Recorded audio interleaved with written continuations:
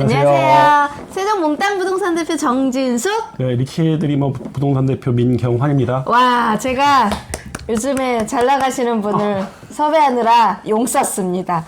겁나 튕기시고 안 오셨어요. 원래는 저희가 6개월마다 한 번씩 하기로 했었는데 그쵸? 지금 1년이 좀 넘었습니다. 그러니까. 네, 그동안 대전의 정비 사업에 대한 변화가 굉장히 많았는데 네. 그 늦게나마 이렇게 대표님이 다시 불러주셔갖고 네. 소개시켜드리게 돼서 영광입니다. 아, 진짜 바빠가지고 못 나오시더라고요. 그래서 사실 제가 살짝 삐졌다가 그래도 용서를 구하시면서 나와준다는 말씀에 너무 감사해서 오늘 이렇게 시간을 좀 내서 대전의 정비 사업에 관련된 상황은 어떤 누구보다도 정말로 전문가시거든요. 저도 많이 배우고요. 손님 계실 때마다 여쭤보고 물어보고 저도 많이 배우는 상황이라 이렇게 유능하신 분을 모시게 돼서 저도 너무 행복한데요. 오늘 2022년도 10월 기준으로 대전광역시 정비사업의 추진 단계 및 앞으로 어떻게 될지에 대한 전망을 가지고 와 멋지게 몽땅부동산하고 리치드리머TV가 같이 안내를 해드릴 건데 요즘 어떻게 지내셨어요?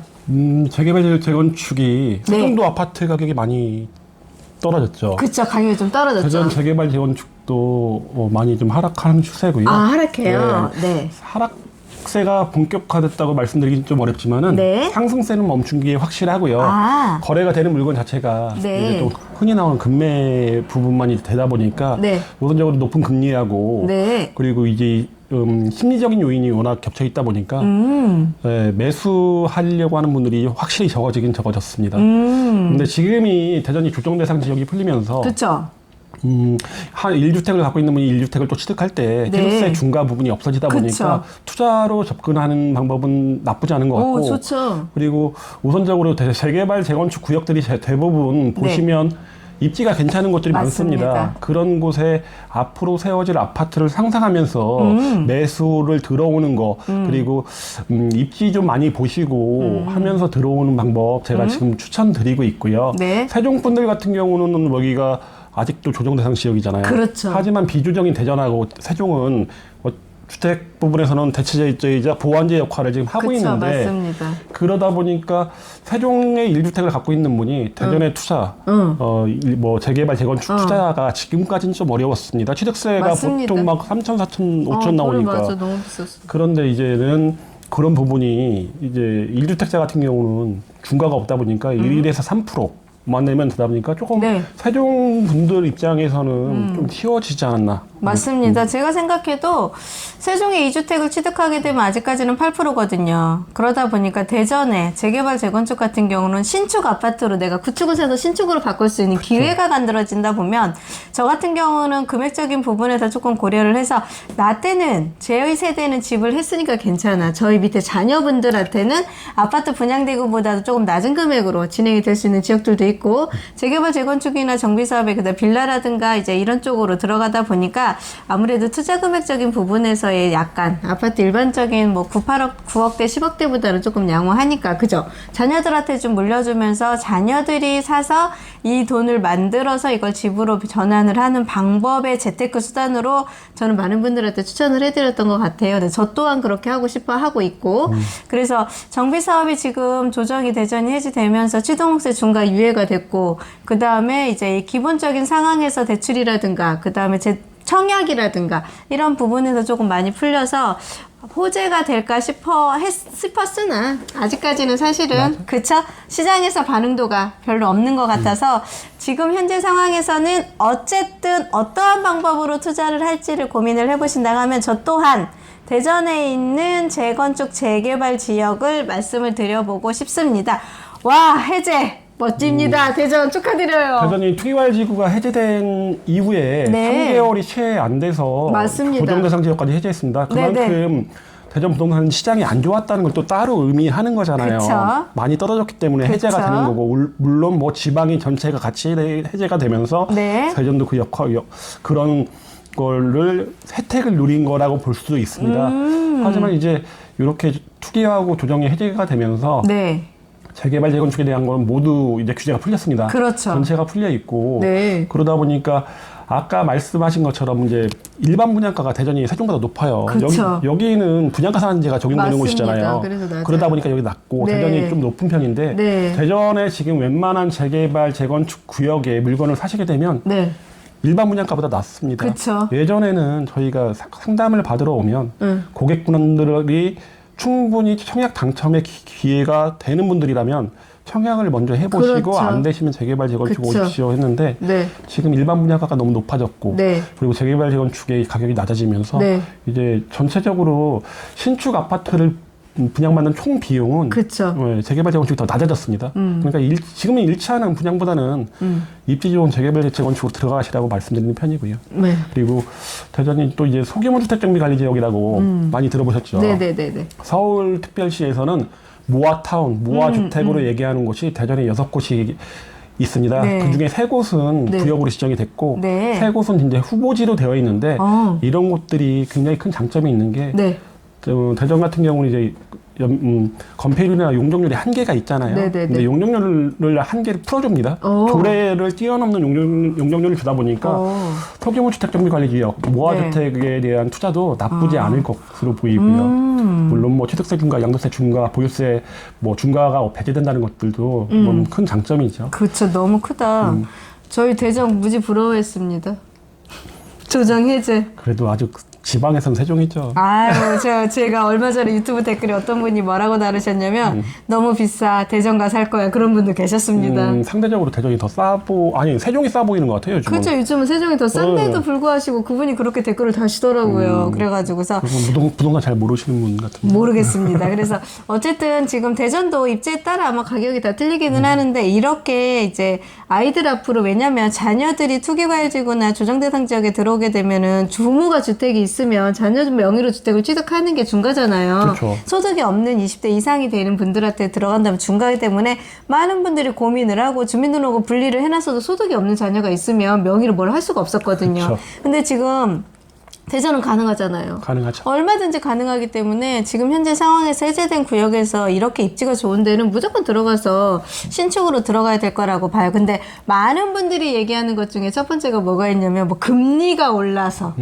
그 얘기를 좀 많이 하시더라고요. 근데 사실적으로 금리가 올라가지고 부동산 영향력이 있기는 하지만 실질적으로 금리는 이게 계속 가는 상황이 아니라 일시적인 상황이거든요.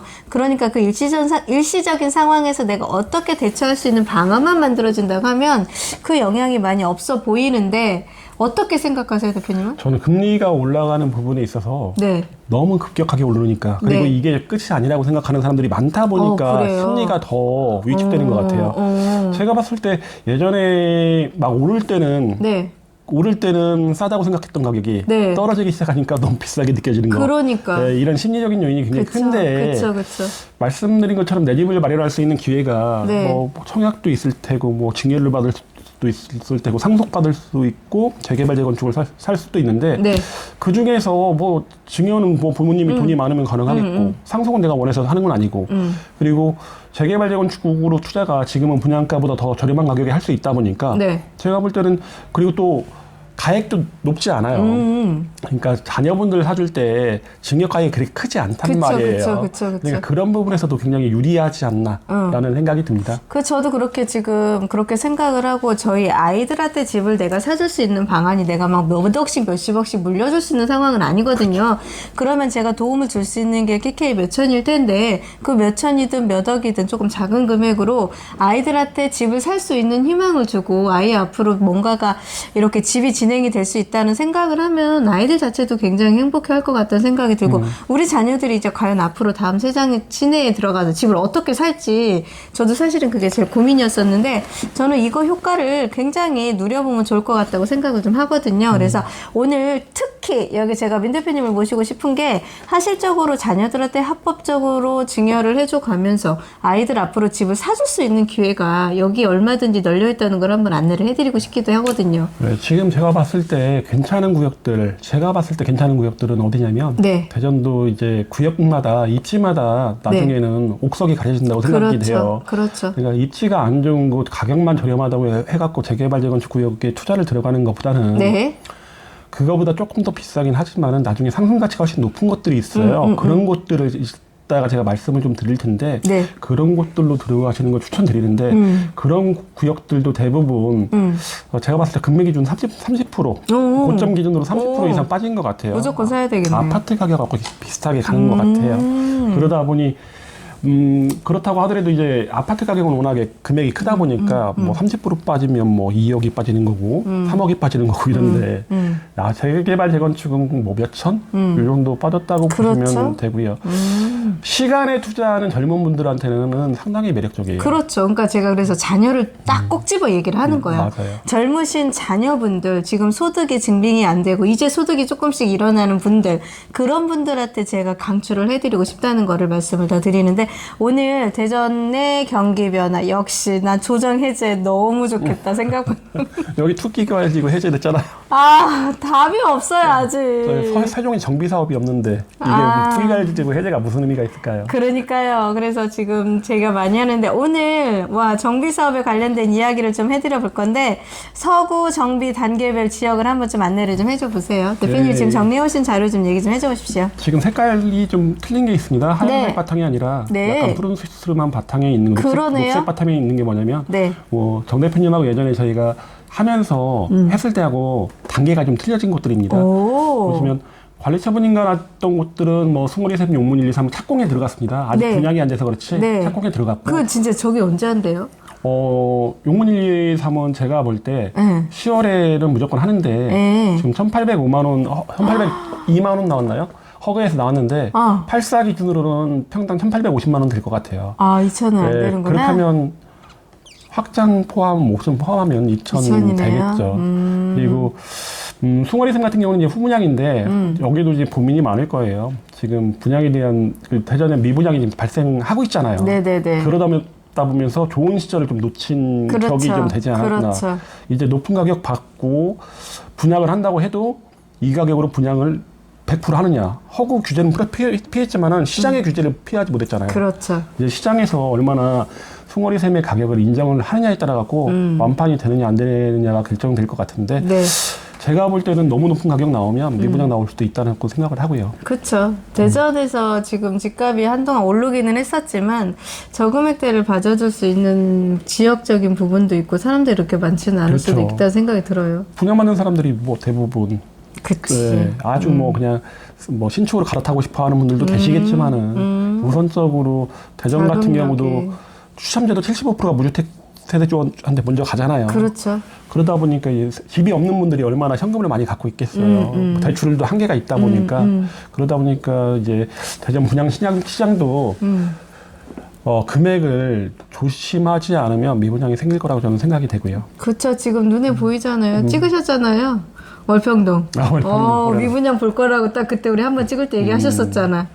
700세대 이상 미분양 났죠. 많이 났어요. 미계약 분이 나왔고 관리처분 새롭게 받은 데가 있습니다. 도마변동 9구역이 새롭게 관리처분인가를 받고 네. 좀 이주를 하고 있고요. 예. 그리고 사업시행인가 도마변동 3구역이 도마변동 재정비 촉진구역 중에서 가장 네. 세대수가 많습니다. 3,400세대가 넘는데 많다. 세대수가 지금 좀 조정됐는데 제가 지금 예전 거를 갖고 왔네요. 조금 작습니다. 저거보다 조금 작은데 3,400세대가 넘고요. 네. 저기가 사업시행인가를 받았고 그리고 도마변동 12구역, 4구역, 5구역, 13구역 같은 경우는 조합 설립 이후에 시공사까지 결정이 됐습니다. 대부분 1군 시공사의 컨소시엄으로 시공사가 다 결정이 됐고요. 그러네요. 네, 조합원들한테 제시한 안을 보면 굉장히 좀 화려했습니다.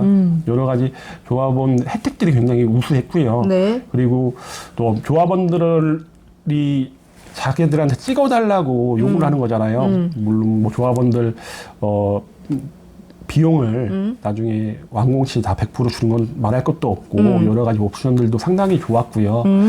그러다 보니까 일군건설사에 이렇게 좋은 혜택들 받으면 이게 제가 봤을 때 나중에 분양받을 때 이거 그냥 돈 주고 한다면 일반 분양가 5천에서 6천 이상 되지 않을까 생각되다 보니까 이렇게 조합 설립된 데가 아직 사업 시행인가 받기까지는 시간이 조금 1, 2년 걸리겠지만은 그쵸. 아직 요즘 빨라요, 굉장히. 도마변동 12구역이 작년에 조합 설립이 됐는데 오. 대표님하고 하고 나서 이게 조합 설립이 된 건데 네. 이제 사업 시행인가를 조합장님이 내년에 100% 받을 거라고 얘기를 하다 보니까 빨라졌네요. 조합 설립 이후에 2년 만에 이제 받는 거거든요. 그러네, 되게 빨라졌네. 도마변동 11구역이 엄청 빨랐어요. 그거 따라가는 것으로 보이다 보니까 이런 것들 투자 나쁘지 않고요. 그리고 경비구역 지정되고 추진이 설립됐던 도마변동 2구역이 이제 조합 설립 총에 앞두고 있고요. 네. 그리고 구역 지정 신청한 곳들도 많습니다. 도마변동 16구역, 6-1구역, 변동 A구역, 용문 4구역, 내동 2구역, 변동 3구역.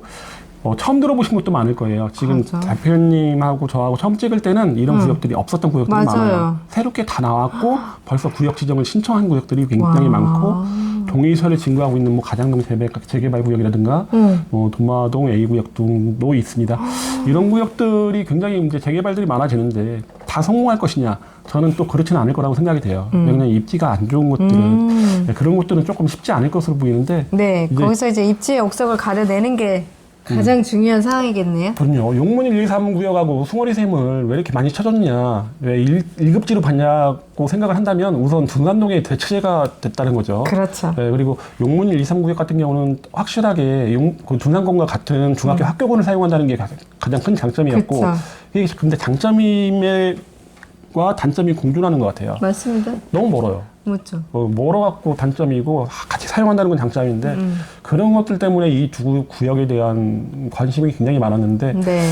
입지가 좋기 때문에 저는 그렇다고 생각하고 그렇다면 제가 지금 지도 보시는 것처럼 도마변동 재정비 촉진 구역 인근에 굉장히 많은 재개발 구역들이 있는데 네. 저는 앞으로 입지가 똑같이 거의 분양하는 시점이라면 입지가 굉장히 좋은 곳은 환승역 인근이라고 생각합니다. 그렇죠. 트램하고 충청권 광역철도 환승역 인근이 도마변동 11구역, 12구역, 13구역 그러네요. 이렇게 있는데 네. 이런 구역들이 아마 다른 외 구역들보다는 조금 네. 더 상승 가치가 있을 것 같고 그렇죠. 뭐 시공사가 딸리는 것도 아니고 그리고 뭐 세대수가 작은 것도 아니다 보니까 똑같은 가격이면 이쪽에 투자하는 거 나쁘지 않을 것 같고요. 괜찮을 것 같아요. 네.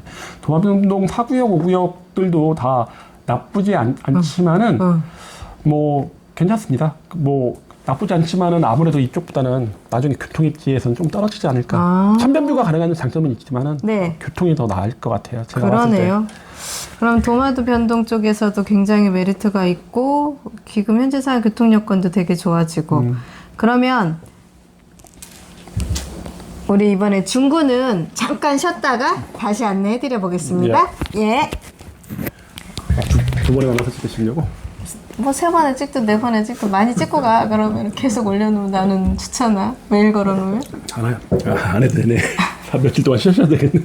일주일간 쉬면 되지. 다시. 근데 이게 지금